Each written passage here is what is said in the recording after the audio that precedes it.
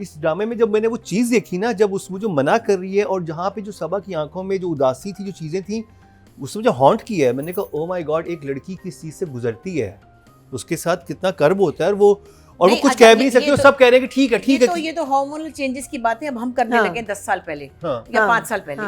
हमारी एज में, मैं अपनी बात बताऊं अगर, तो एक बच्ची के बाद 4 साल का गैप था और मैं डर रही थी क्योंकि वो सारा लोड मुझ पे था। मतलब 2 नजर आ रहे थे, लेकिन सारा काम मुझ पे था। घर का काम, बर्तन धोने, खाने पकाने, एक मेड होती थी बच्चों को लाना छोड़ना स्कूल। तो मैं कहती थी अच्छा फिर से ही शुरू करूंगी क्योंकि दूसरा काम भी मुझ पे था। एग्जैक्टली। मैं साथ में टीवी में ड्रामों में काम भी कर रही थी, शोज में भी जाती थी, तैयार भी हो रही थी। तो मैंने सोचा एक और की बात होने लगी थी कुछ अरसे बाद। मुझे प्रेशर नहीं था, मुझे खुद ही था कि एक बहन है तो एक और हो जाए चलो। लेकिन ये बात जब हुई तो मैंने कहा फिर मेरे पे सारा लोड मेरे पे आना, मेरे ऊपर ही है सिर्फ।